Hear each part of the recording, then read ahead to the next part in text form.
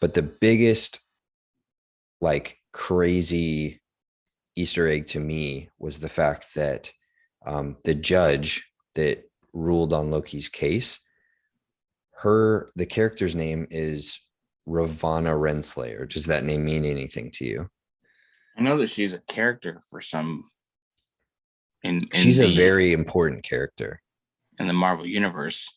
She's a very important character, and it's a huge deal. Okay, So I'm gonna get into that. But those are my Easter eggs. So I'm dying to know, who is she? okay. Do you know anything about King the Conqueror? Yes, I know base level information. Okay. So it depends on what story you're reading, but in almost every version of Kang, he is a multiversal, multi uh time like champion. Like he just literally goes across all time, all Yep. multiverses, conquering. Um, a large part of why he chooses to come back specifically to um, conquer the Earth 616 version, which is like the main multiverse version of Earth Yeah. in the comics, is because his timeline is being destroyed by something that's going on in like the MCU as we know it. Mm-hmm. And his love interest, Ravana Renslayer, is Mm. like on the verge of Oh disappearing yeah, from time. got it. Yep. So Kang and Ravana are like I heard Judge Renslayer and it didn't really click with me. And then I was like looking at the cast list and I was like, what's that name? Ravana. Why does that sound familiar? And then it like clicked with me. I was like, oh my God, It Ravana look Renslayer. Yeah. it looks like So Kang behind her too. yeah, so people are saying that maybe the MCU is going to be using the idea of the timekeepers to tie in Kang. So it maybe Ravana has a relationship with one of the timekeepers, which it already kind of seemed like she did, Mm-hmm. because I forget what Loki said. He asked like, "What are the timekeepers doing?" Something like, "Can I talk to them, God to God?" I think is what he said, and she was like, "They have much more important things to deal with than you," almost like she knew them personally. And so Maybe they're dead, and it's Kang that's pulling the strings for the TVA. what do you think about the idea of the timekeepers in general, like, and this whole concept of the sacred timeline and everything that the TVA operates under the assumption of? Like, what I are your thoughts on that? I don't think that it's going to be exactly what they're explaining it to be as. I feel like there's going to be some sort of twist there. And I forgot about that. But yeah, that's what I thought in regards to where things might go. Because it does look like Kang, and we know that we're getting Kang in Love and Thunder, Yeah. right?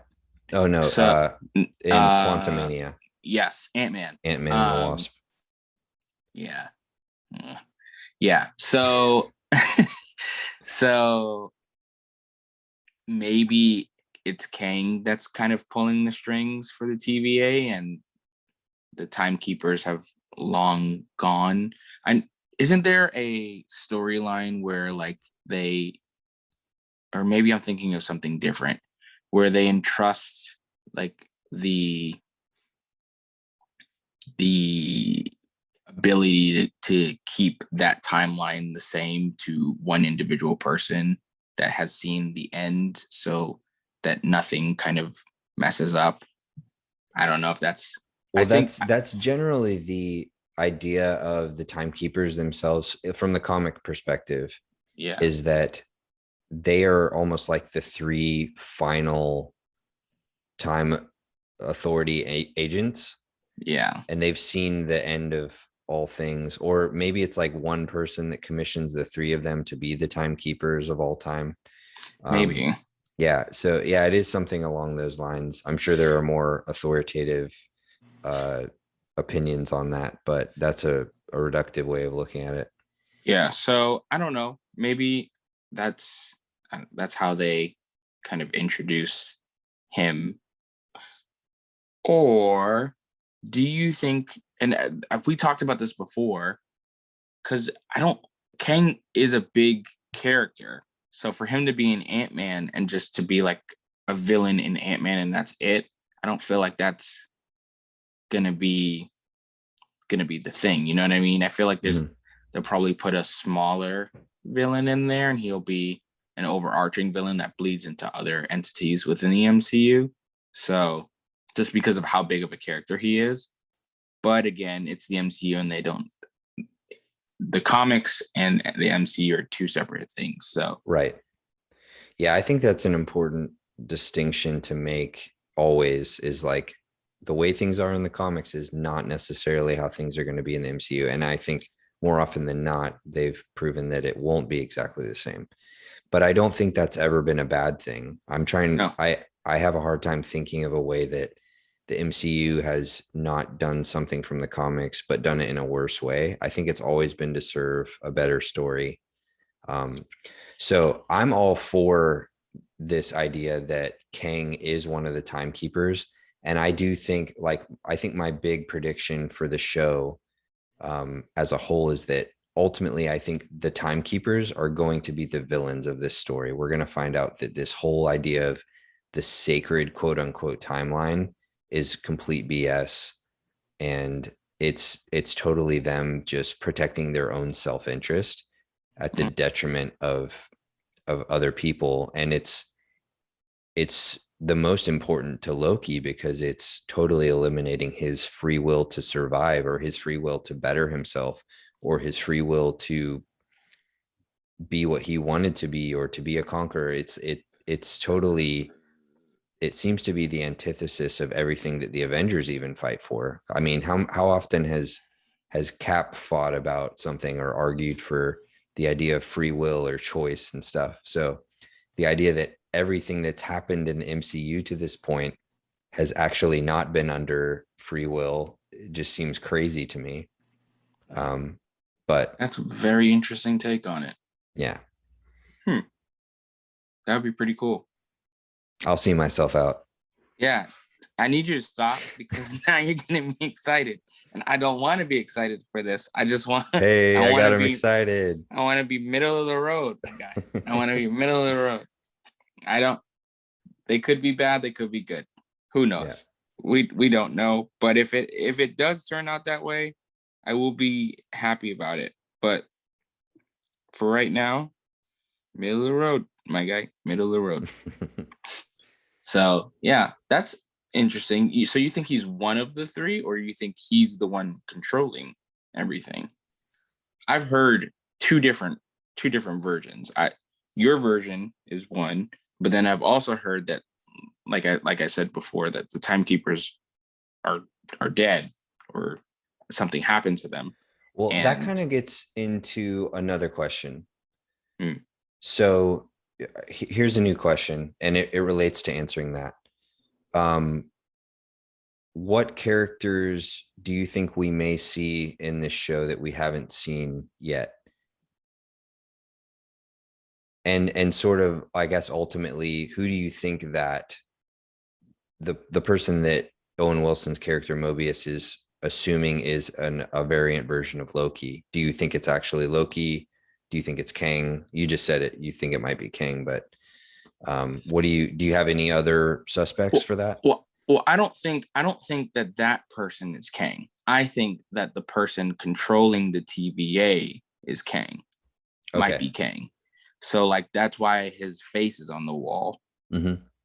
to show that like, oh, there's three, but I think really it's that is Kang. I think one of the timekeepers is Kang. And I think that ultimately the Ravana character is going to end up having a relationship with that specific timekeeper. mm, that would be very interesting. The bad guy of the entire show, I would enjoy if it was actually the timekeepers. That would be a big twist. I but why would they give us? I don't know. I feel like if it was the timekeepers, they would have shrouded it in more mystery. But they always do like a misdirection kind of stuff too. So it could be Loki, it could be the timekeepers, it could be someone else that maybe we haven't. Like pulling the strings. It could be Mephisto. It could be. What's your percent chance of Mephisto? 0.05. Okay, good. I really don't think that's the case. No, but it could be Nightmare. Like Nightmare could have some sort of no, but maybe, because then that would kind of explain why it was like they were taken out so easily. Well, hey, if they're going to do Nightmare, Mephisto's just as likely as Nightmare. Other than the fact that we know that there's a whole Nightmare department apparently at the TVA, which doesn't make sense either. Yeah. All right, that brings us to the end of this episode. Guys, thank you so much for listening. We hope you enjoyed it. If you did, please follow this podcast wherever you're listening to it. Apple Podcasts, Spotify, all major podcast platforms. And if you like this episode, keep an eye out for our companion videos where we address specific topics related to the same thing.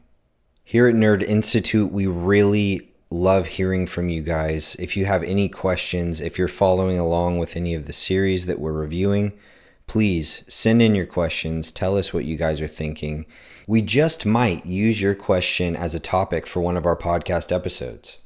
Engage in our matchup tournaments where we pin characters from all of our favorite franchises up against each other to see who you think might win in a fight.